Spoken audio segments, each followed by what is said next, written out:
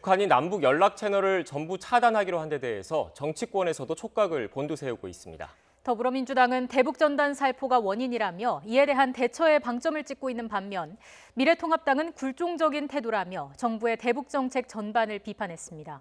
국회 취재기자 연결해서 자세한 상황 알아보겠습니다. 최민기 기자. 네, 국회입니다. 네, 여야의 반응이 엇갈렸는데 온도차가 상당히 크죠. 네, 그렇습니다. 민주당은 북한의 이번 조치가 현실화하면 남북의 연락이 모두 두절될 수 있다며 강한 우려를 나타냈습니다. 이어 어떤 명분과 이유든 앞선 남북 정상회담으로 쌓인 신뢰를 모두 해치는 조치는 정당화해서는 안 된다며 이 북한의 조치를 만류하기도 했습니다. 다만 사태가 이렇게 된 책임은 이 보수단체의 대북전단 살포에 있다고 직접 지목을 했습니다. 그러면서 보수단체가 오는 25일 대북전단 대량 살포에 나선다고 밝힌 만큼 정부가 이에 강력한 조치를 취해야 한다고 촉구했습니다. 직접 들어보겠습니다. 일부 극소수 집단에 의한 대북전단 무단 살포를 빌미로 남북 화해와 협력의 새 시대를 향한 문에 빗장을 거는 일이 있어서는 안 될 것입니다.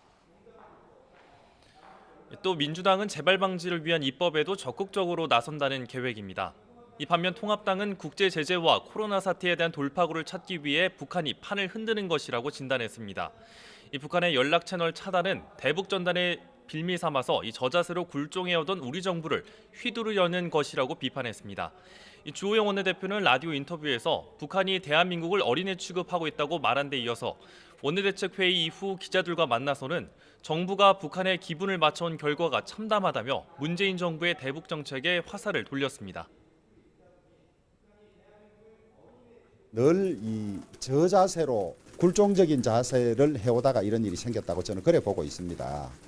우리 정부가 휘둘리면서 북한의 기분을 맞추어온 결과가 이렇다고 하니까 참담할 뿐입니다. 통합당 이종배 정책위의장도 북한의 담화문을 보면 개성공단 철거와 9.19 합의 파기 가능성도 배제할 수 없지만 이런 예고된 남북관계 파행에도 관계당국은 대책을 내놓지 못하고 있다고 지적했습니다. 그러면서 정부의 침묵이 북한의 도발을 가속화하고 한반도 평화를 위태롭게 하고 있다며 이제라도 북한 도발에 단호히 대처하라고 촉구했습니다. 정의당 역시 북한의 조치는 지난 2018년 판문점 선언을 파기하는 그릇된 행위라며 유감을 표했습니다.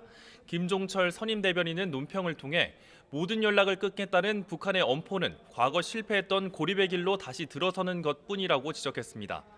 북한은 지금이라도 대화의 장으로 나오라며 정부도 끝까지 인내하며 북한과 대화의 끈을 놓지 말아달라고 당부했습니다.